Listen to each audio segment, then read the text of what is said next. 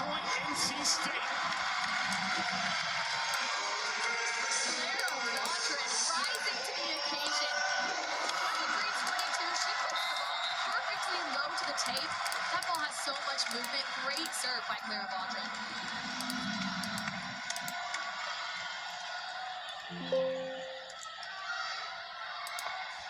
Johnson's rejected. And that's how the Pack takes set 2 to even this matchup one apiece.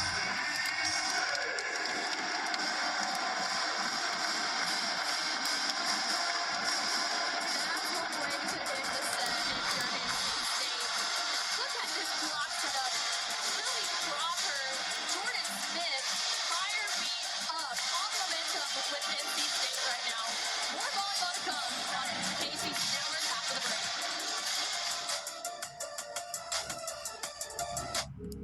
We talk forever about the future. Worry about it, or wish it closer. We try to glimpse the places we'll go, from ocean depths to the far side of the moon. At NC State University, the future is a thing you make, with bright ideas, new tools, and a wolf pack behind you. Tell us where you're headed. We'll help you get there. NC State.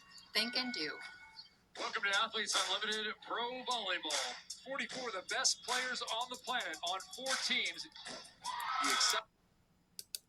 Let's go to set point in Connecticut, where Fairfield leads Yale 20-18. And they're going to do a challenge. I guess we'll go to Yale. I guess we'll see the challenges. Shouts from all 6 players on the floor saying no touch, then could be something in it. It's under challenge for set point. Yeah, as Ava point set, one trying to go high hands. You're looking for ball rotation from that side to see if the ball kind of changes the rotation by any stretch. All right, so here we go. Back of the court. So from that, I don't see the ball changing rotation. Of course, you could be looking for, do you have any sort of a micro touch, like basically just getting off of a fingernail, if you will. But from the side of not seeing a ball rotate change, and I'm not seeing any fingers bend back, I'm seeing this as no touch. However, again, the call on the floor was touch. So it has to be clear and obvious again. Yale has already used one of their challenges unsuccessfully. That came just a few points ago, actually.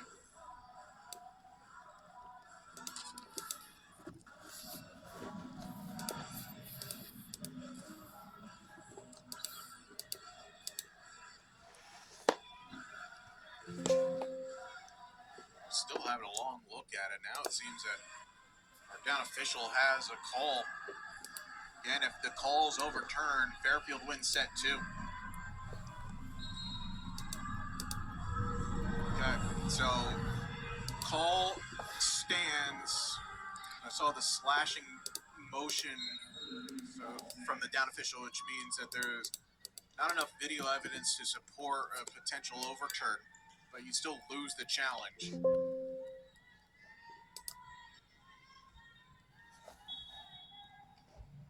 Still now, Yale have to stave off another 6 Fairfield set points. Rivali gets a one-on-one, makes no mistake, and Fairfield will take a 2-0 lead. Well, they needed the dramatics in set number 1, but in set 2, pretty comfortable as Fairfield hitting close to 500 as a team. And yeah, they'll take a 2-0 lead as the teams will go into the talk. Stay with us. Much more to come. You're watching Women's College Volleyball on ESPN+.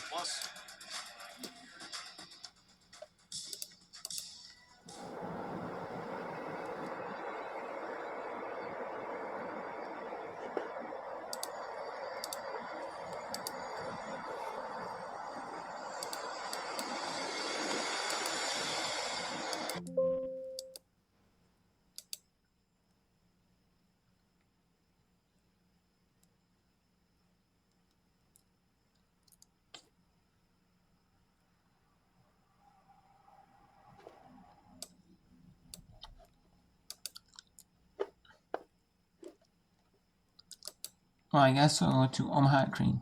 We're in a bit a long delay right there for maybe review. Still going on, so I don't know what they're doing now. So we'll go back to Crean, Omaha Crean women's soccer match. Omaha on the road up 2-0 over Crean.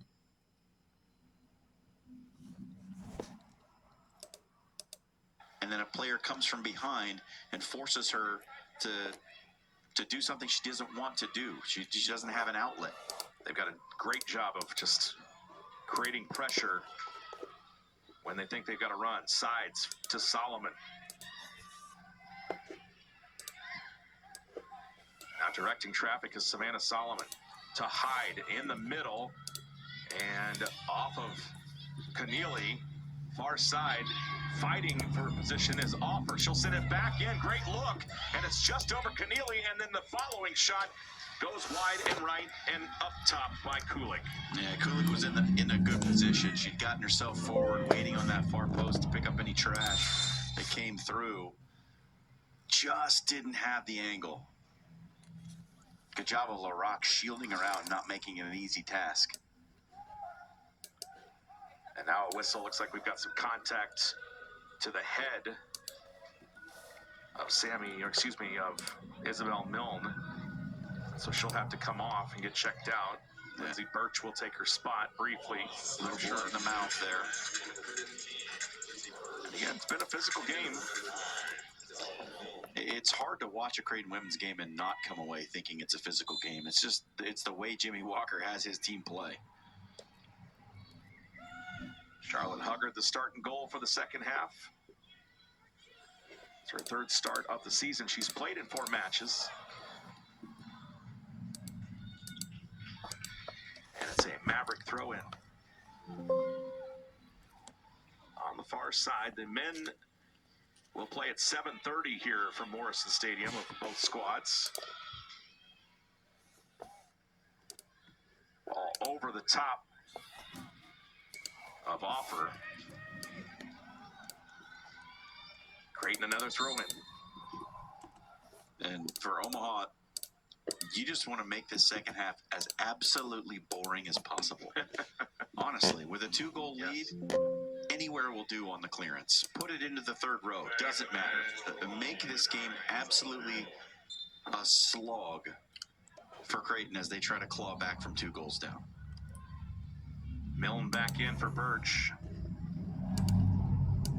And I've heard it said in the game of hockey, I don't know if it applies. The 2-goal lead is most dangerous. 2-goal lead is most dangerous just because of what? That's the strangest thing that I've heard, but it comes true more often than not. Well, I think it has to do with momentum, right? Because you're 1 play away from only having a 1-goal lead. And with a 2-goal lead, you feel a bit more comfortable, maybe a little bit more relaxed.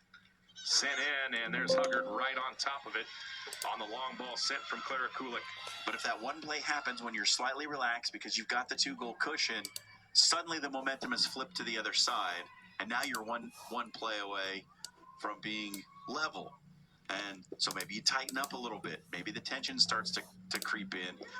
And is there any truth to it that the 2-goal lead is the most dangerous? Who knows? But I think there's some at least reasonable theory to it.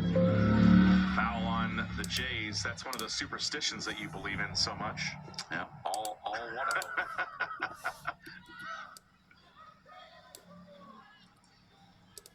I saw you walk in here and throw salt out over your shoulder, and you got enough people in front of us in the stands. What you don't know is that I have a yellow ribbon tied around my toe. We won't talk about the underwear choice again. No. Creighton continuing to battle, trying to swing it the other way. To J. Murray Powell, down the field too much. Clara Kulik was unable to catch up with it, and it's a Maverick throw-in. It looks like Kulik is playing a little bit further up the pitch here in the second half as Creighton's chasing a couple of goals, trying to get her an extra body involved in the attack. Lauren Schmidt with a throw. She's played now in 55 matches for her Omaha career. 5'3" senior out of Papillion, Nebraska. Actually, Leviston. Okay, so let's go back to now Georgetown at Coppin State is back on. well, there's now 9-7 now. So let's go back to that one now. Didn't look too bad when I saw them. You thought Coach Walsh had a big roster. How about Coach David Brooks? He's got 21. 21. Yes. I thought we were only allowed to have 18. I know the numbers went up. They did, but I think there was something with the rules where you can have those type of numbers early on. I don't remember all the rules. Well, you're going to end up with red shirts and all that kind of stuff. But 21. And he flew with all of them when they went down to Alabama A&M. It's a big travel party. So it looks like we're going to get the call here. There is a challenge again. We need Steve to give us the heads up early on. We don't want to wait, you know. He should I know, say, that's why I like when they come over here. We've switched the replay so many times, they used to have to come right next to us. That's what they have to do for basketball. They have to sit next to me and listen to my opinion. As I look There at you go. replays. Oh, I've influenced quite a few. Coppin's point. So it was touched right about there. They're going to say it was Mitchell. Oh, yeah, that finger moves. Mitchell didn't agree with it, but it looked, her hand moved. You see the movement, right? So Garrison gets killed. Her first kill. her first of the night. And now we'll have Garrison out and Cupid back in as Rollins will come in to serve. 18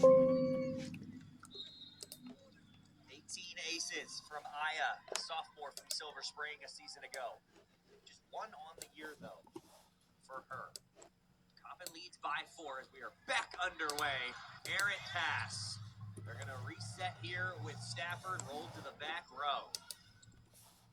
Pushed for Mitchell, who is roofed by Cintron and Cupid. Wow. Nice block.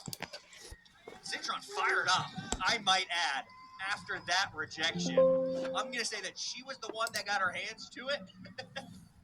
You gonna give her the solo block, Kyle? Not on that one. Okay. Maybe not on that one. But I'm going to say that her hand was the one that got the volleyball. Tight ball back down. Mitchell is able to get there. 11-7. So it seems like, I know we've had 2 long challenges, but this third set has had a slower pace to it. And I think that's because Coppin State is dictating how they want to play the set. I think Georgetown's been able to go fast, but when Coppin's defense is on, they extend points and rallies and wear you out. Slide plays on Cupid, and there's a block. It is Mitchell and Cameron Lee Karachi. Well, I gotta like, you know, the fact that you You've are been looking for the calling middle. for it. Yes. Just would have done something a little different with her instead of running that slide. You want her straight up. Out wide, Mitchell. So that is here going to be it for part 3 of the NCAA Women's Volleyball and Soccer Whip Around here for the day. And then we'll go to part 4 right now. Talk about the very last part here in the world of women's. Or for right now, for women's college soccer and volleyball we will have. So it'll be it. So for right now, and I might do a little bit of after whip around after I finish. Might do a little whip around after like the WNBA game is over. But if actually there will be a little bit into the women's soccer I can do mixed. Well, I can do so. I'll do that.